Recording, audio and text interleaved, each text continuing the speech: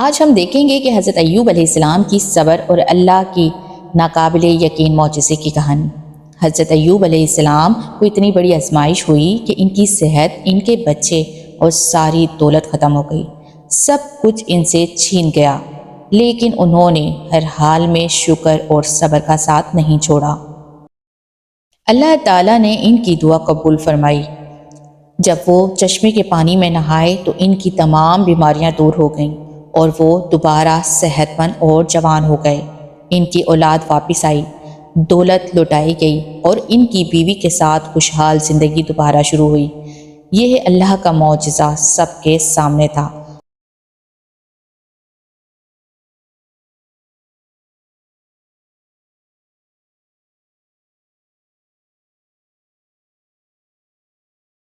حضرت ایوب علیہ السلام کی صبر کی یہ کہانی آپ کے دل کو چھو لے گی۔